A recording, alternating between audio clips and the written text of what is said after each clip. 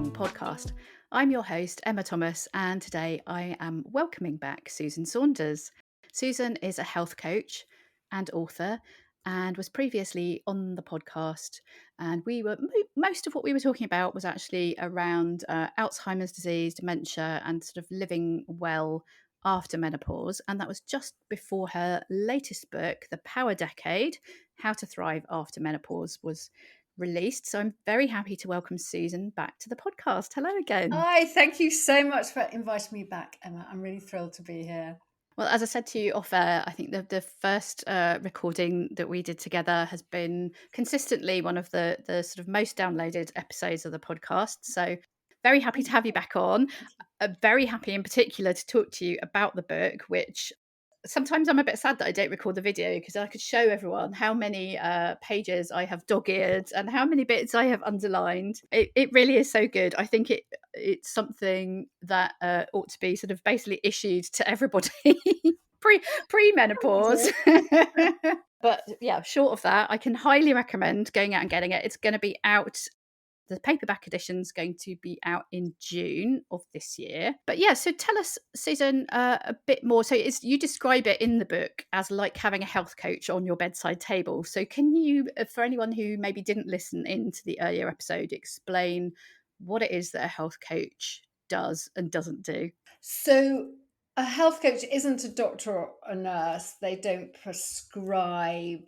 Sadly, health coaches aren't available on the NHS, but I'm biased, but I just think it's a really good thing because a health coach is someone who's kind of walking alongside you, holding your hand as you make changes to your health. The motivation needs to come from you, but the health coach is described as the guide at the side, someone who's there to help you stay on track, to stay motivated, to build a bridge from the intention to the action, essentially, and help you build the habits to stay healthy, essentially.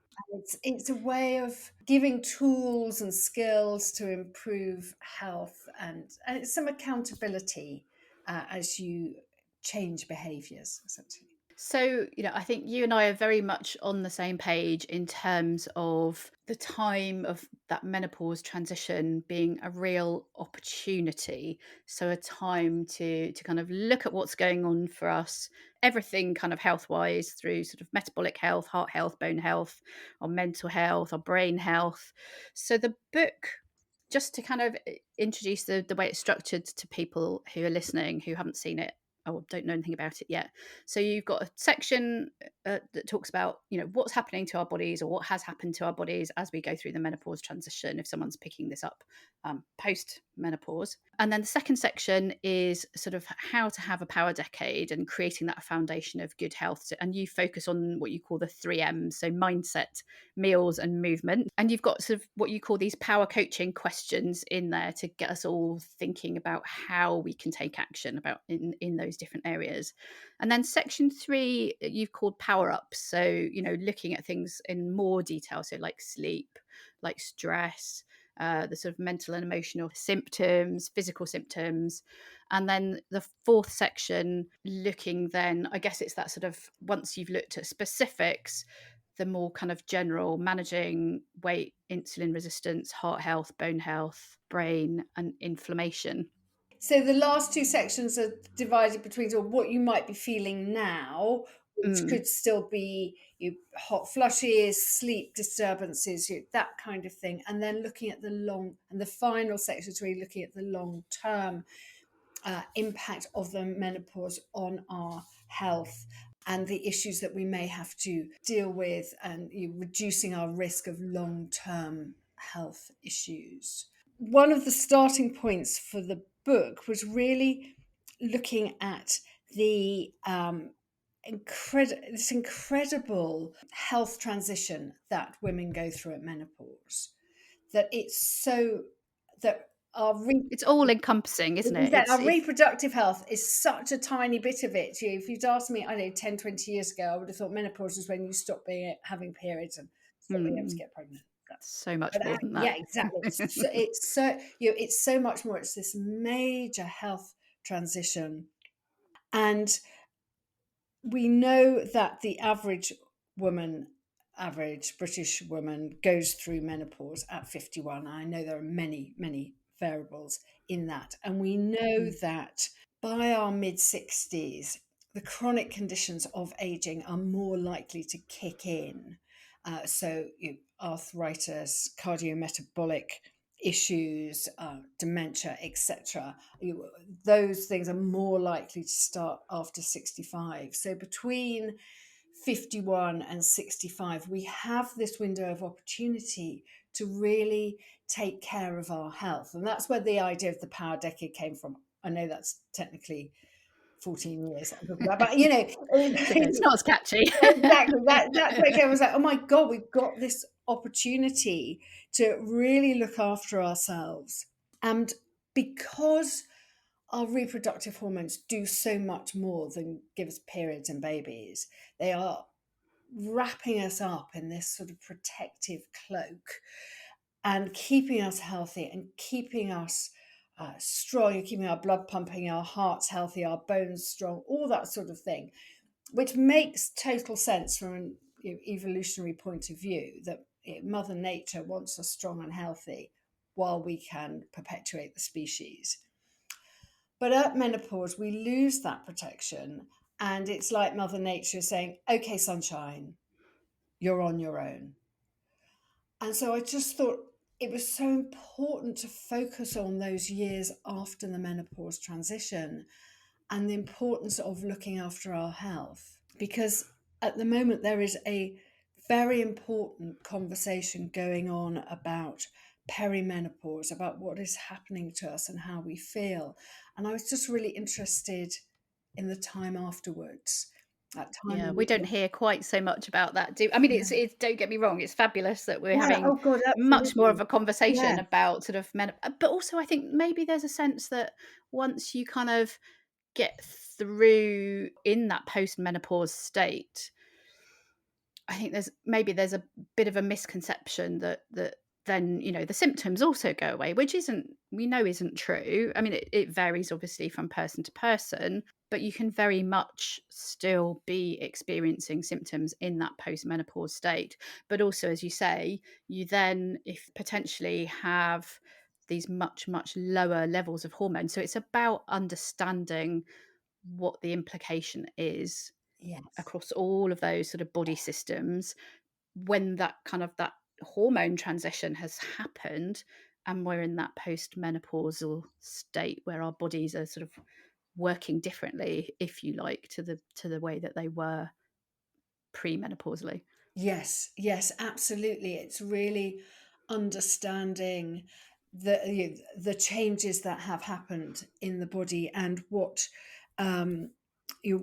we need to do to look after ourselves and to reduce our risk of those chronic conditions of aging kicking in once we're further into our 60s, and really making use of this time.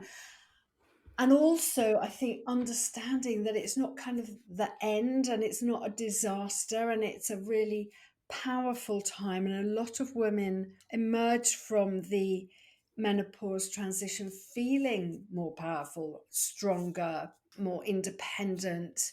We've lost a lot, but we've gained a lot too. We gain wisdom. We're less concerned about what people think. We're less concerned about having to do everything for everybody all the time, and that's a good thing, and we need to harness that sort of energy, that postmenopausal energy. In fact, I start the book with a quote from an American anthropologist called Margaret Mead. It's quite a well-known quote, but I just loved Mm. it. And she says, there is no greater power in the world than the zest of a postmenopausal woman. Well, there's going to be a lot more of us, isn't there, Yes, coming over the exactly, horizon, so exactly. we And need to we want that zest. We want to make sure that we want to harness it and you make the best of it. And I know a lot of people are struggling, but also I think there is a kind of sense of hope and renewal post menopause for a lot of women.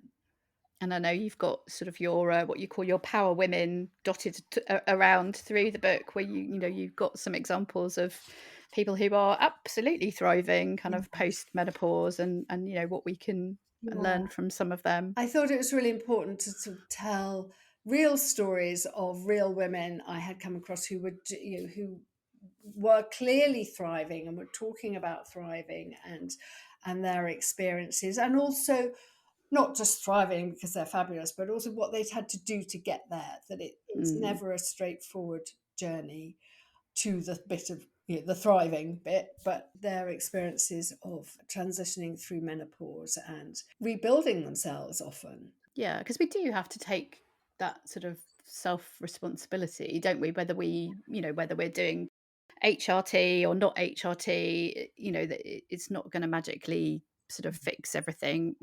There is a lot that we can do and need to do, really, if we're going to thrive in that, I don't know, however many decades we get kind of given.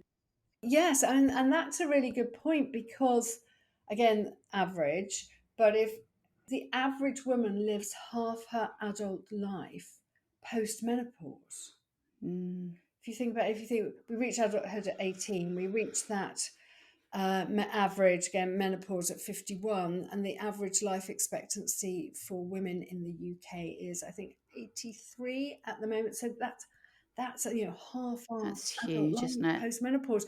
And why can't that be the best half? It we can certainly strive to make it so, or make it as good as possible, and not just dismiss it as kind of the time afterwards when everything's going downhill, because it doesn't have to. But as you say, we do need to take responsibility for that because we're not protected by our lovely reproductive hormones in the same way anymore. And you say, I think, in the beginning of the book that it's really up to the reader how they want to use it. So either kind of read it cover to cover, as I always do, because I'm very dull like that. I have to, or you hone in on the bits that kind of speak to you if you're struggling, with brain fog, or if you're struggling with sleep, or whatever it is, or whatever kind of mixture of things that you're wanting to focus on at any given time. You can kind of find that bit of the book and find out what sort of strategies you're talking about.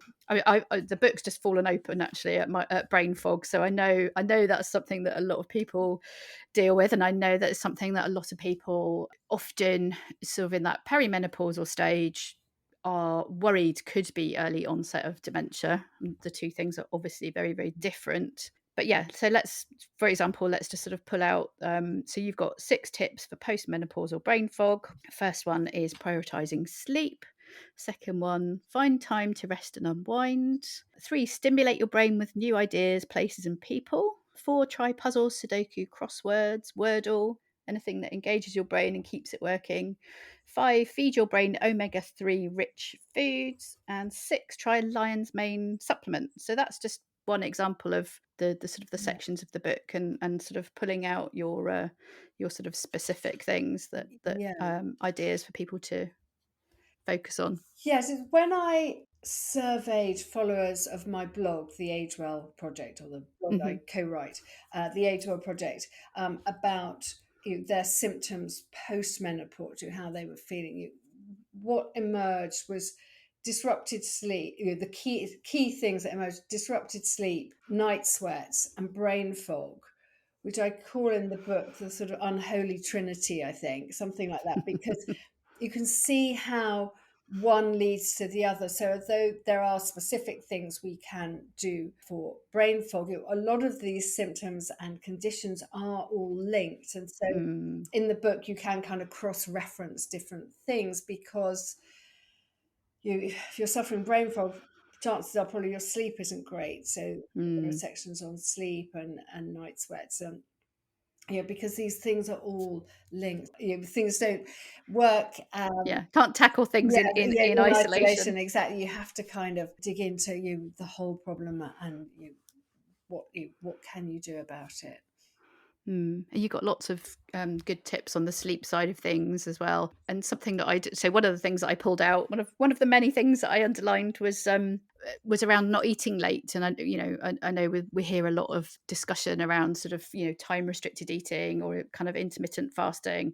But yeah, one of the really good reasons not to be eating late at night is that the body can't produce melatonin at the same time as it produces insulin. So if it has to choose between the two, it will choose the insulin. Yes, exactly. Yeah, your body's always going to prioritize digestion because that's such a big job and produces energy. So it will do that to the detriment of the production of melatonin, which we need for sleep. And we all know when you eat too late, it sits heavy.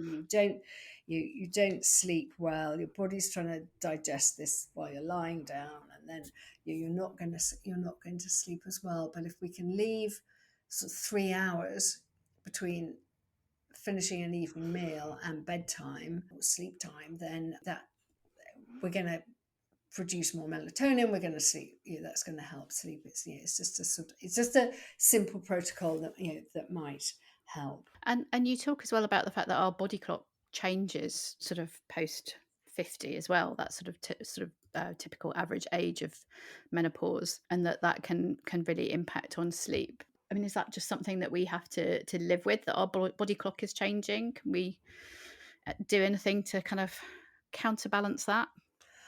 What one thing that helps is to really be sort of rigid about sleep and wake times, to because our body clock is kind of under pressure once we're over 50, and that's not just women, that's men as well. Mhm. It starts to go a bit haywire with age. If we can anchor it, we can give it a steady rhythm every 24 hours, that we go to bed at this time, we get up at that time.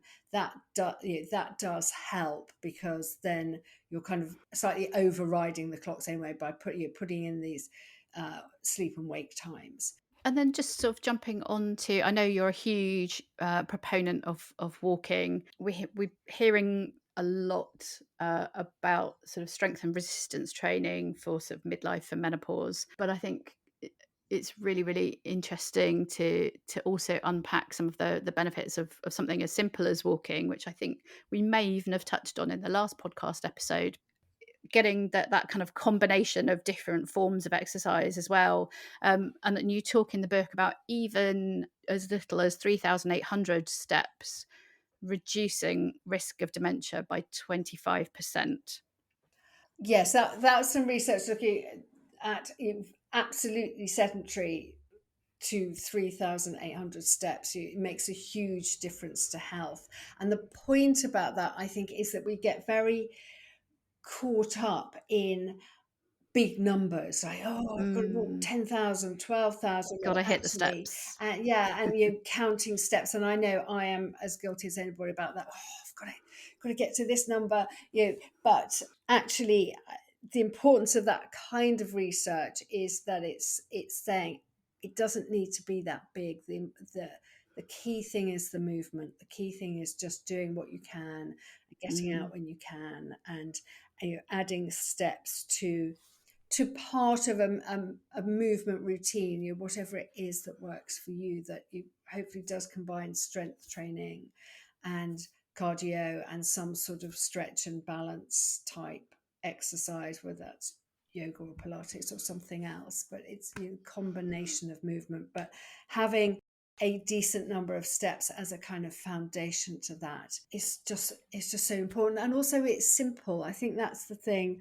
There are a lot of barriers to exercise as we get older, but just walking is the simplest thing we can do. And so I think it's just important that we keep talking about it and we keep doing it day in, day out.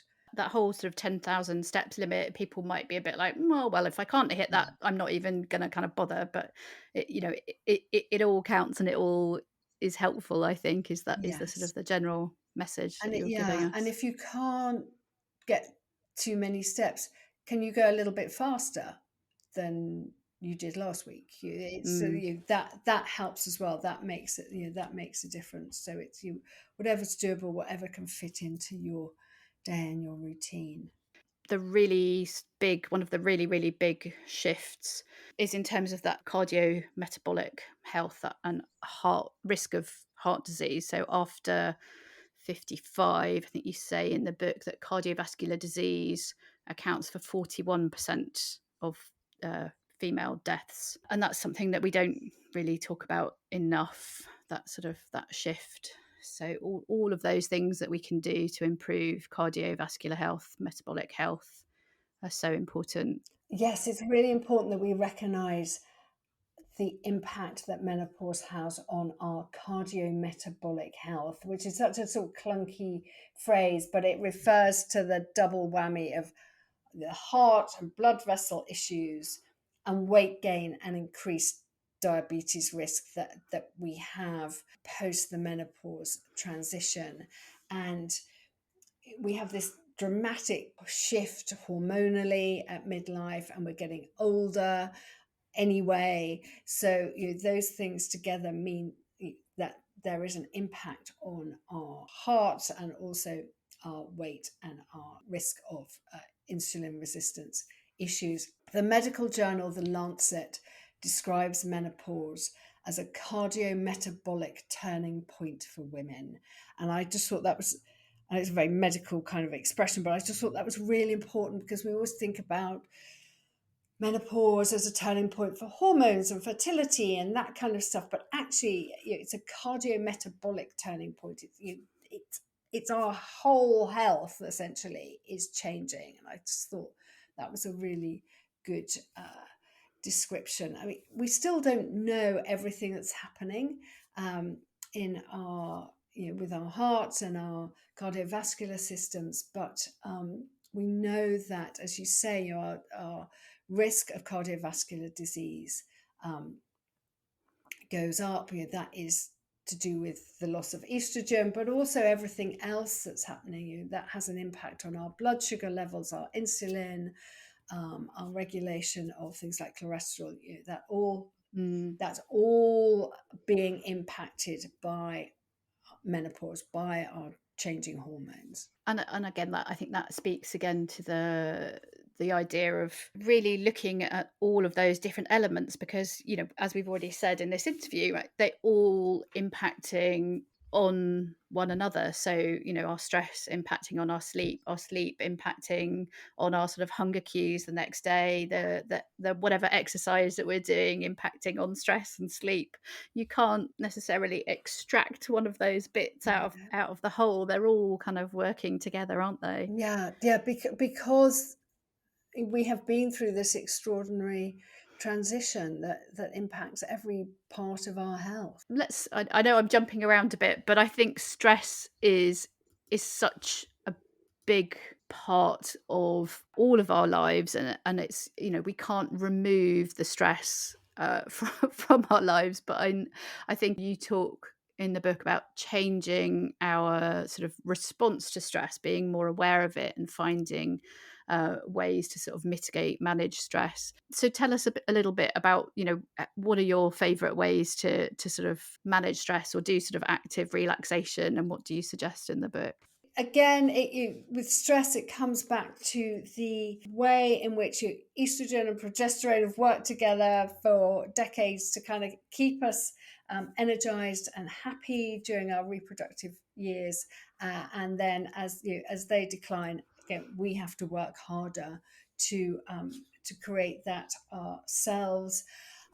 Things which have helped me have been trying to create a kind of low stress morning. I don't have to do a school run anymore. My nest is kind of empty, so I'm not having to cook breakfast and get kids out of the door anymore, that sort of thing. So I can give myself a little bit more time in the morning just to make sure that I get some daylight, I get some movement.